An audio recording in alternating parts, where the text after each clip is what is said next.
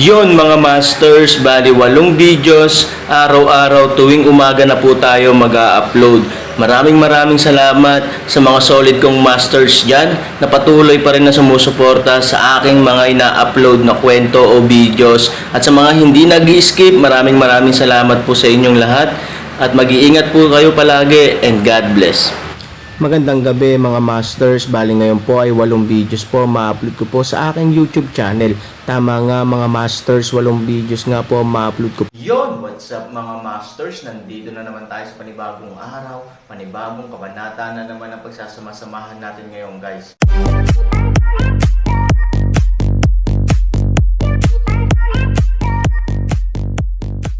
Bali mga masters, kung bago ka pa lang po sa aking YouTube channel, please click the subscribe button, lalong-lalo na po yung notification bell guys, para maging connected pa rin tayo sa isa't isa at maging updated kayo sa mga susunod ko pang video. Bali mga masters, bago natin umpisahan ng kwento ay mag-shoutout po muna tayo para sa mga solid nating tagapakinig. Shoutout kay The Gamer Pahardo at shoutout kay Miet Segduria. Yun na nga mga masters, no? Bali hindi na ito patagalin. In 3, 2, 1, let's go!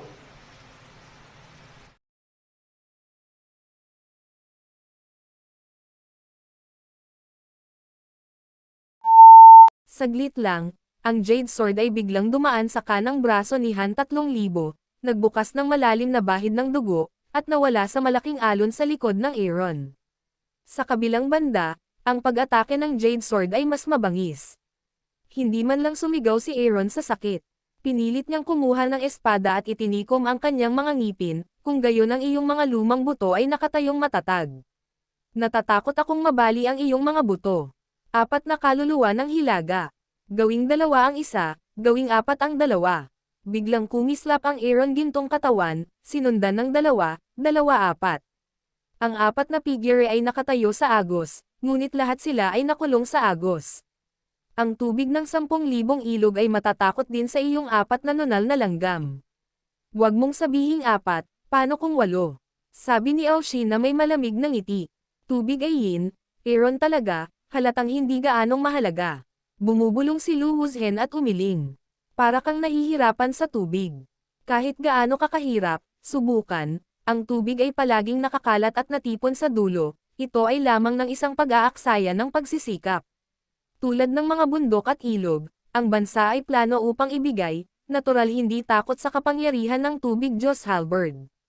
Wuzhen tulong Aaron. Siya bilang 2 mga gisantes sa mga unang araw ng mundo, siya ay umaasa lamang na maging isang Diablo, ngunit hindi matinong South Korea 3,000 ay maaaring i-play ang kanyang huling halaga bago kamatayan at tulungan ang kanyang sarili upang ubusin ang kanyang mga kakompetensya.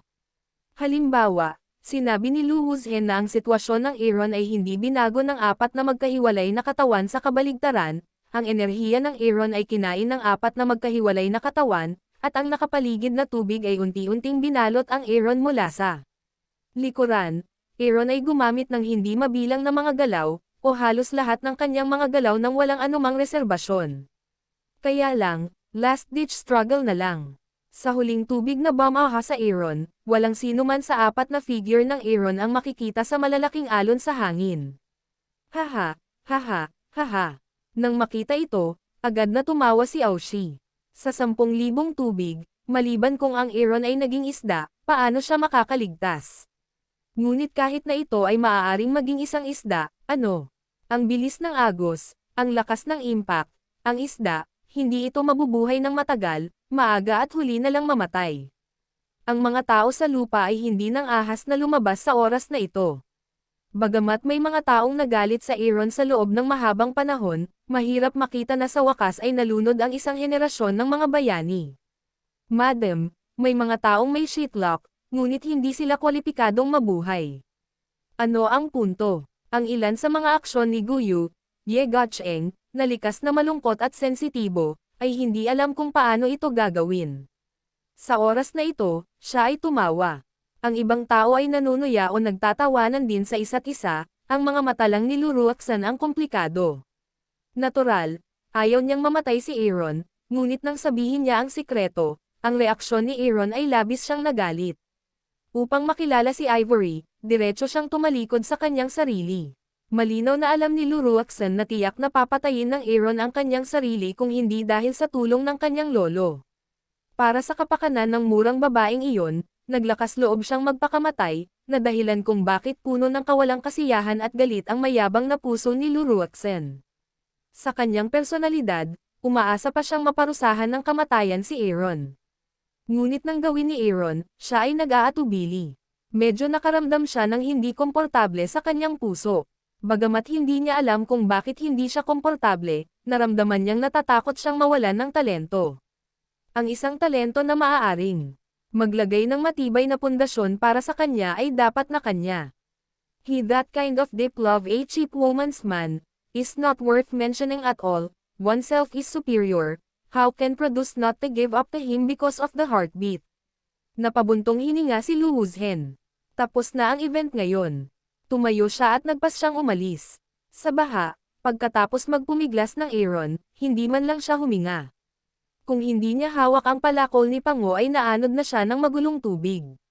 Sa agos, ang mukha ni Aaron ay pumuti, ang kanyang kamay ay nakahawak sa palakol ni Pango, at ang kanyang katawan ay pinayagang gumalaw pataas at pababa. Boo! Biglang, sa oras na ito, si Aaron, na walang hininga, ay biglang bumuka ang kanyang bibig, at isang maliit na bula ng hydrosphere ay dumura sa kanyang bibig, ngunit ito ay natangay ng agos bago ito tumaas sa ibabaw.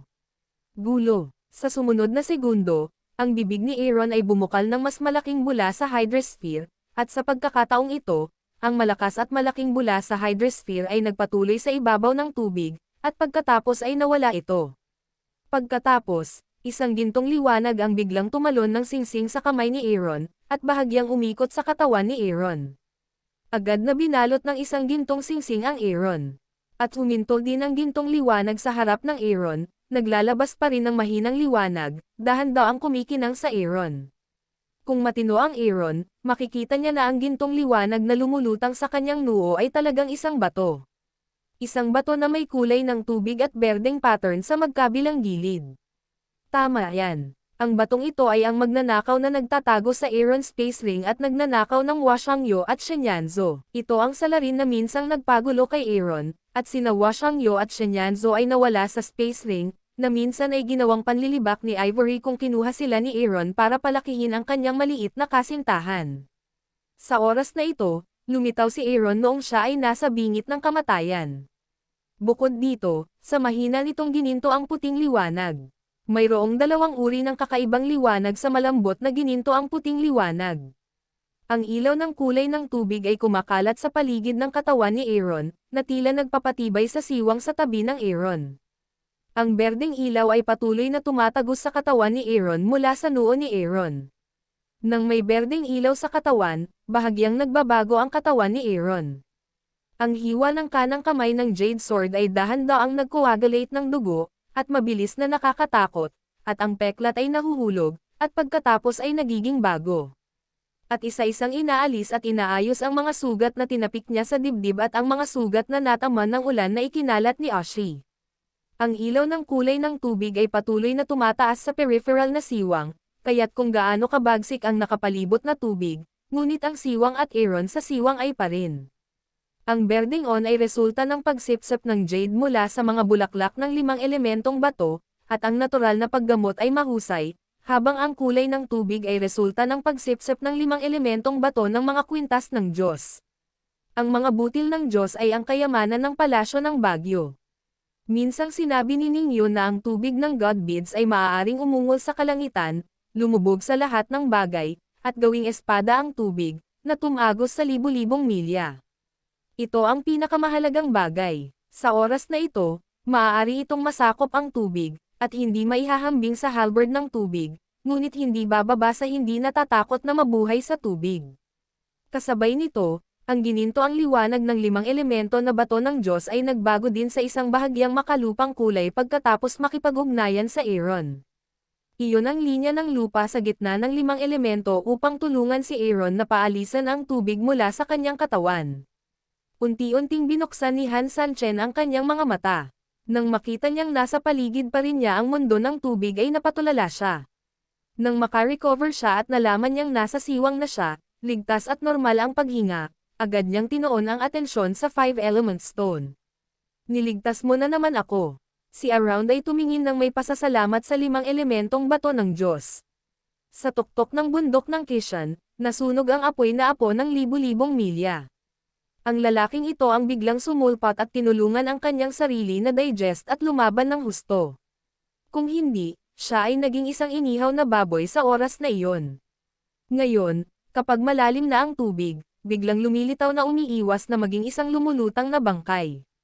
Ngunit tinitingnang mabuti, nakasimangot si Aaron, bagay na Zhonghuyan, wala si Yingchun. Sa mga normal na panahon, hindi talaga pinapansin ng Aaron ang bato, ngunit sa pagkakataong ito, kapag walang tao sa paligid, ito ay napakalapit. Natagpuan ng Aaron na ang bato ay iba sa dati.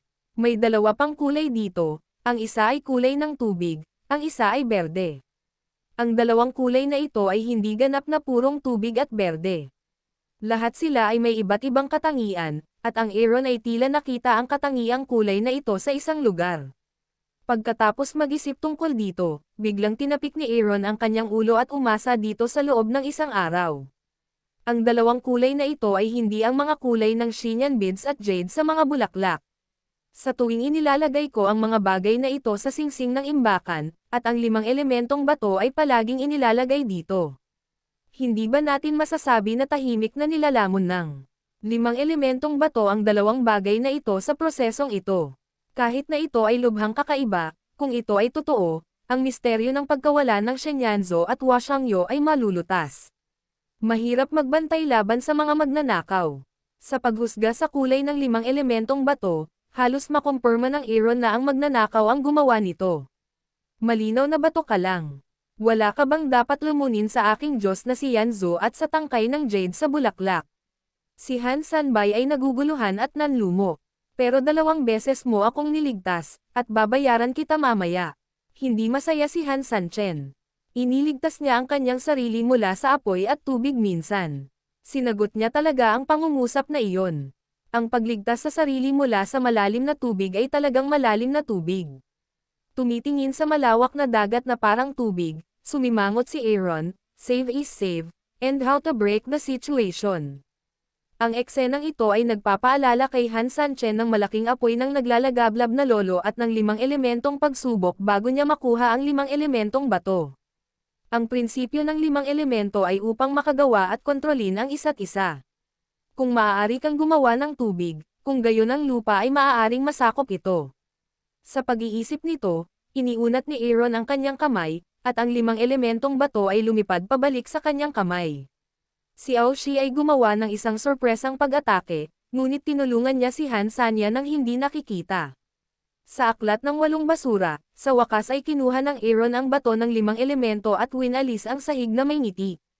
Inisip ko talaga na nag-effort ako para padalhan siya ng 5 element stone, pero binaliwala lang ito ng tandang batang ito.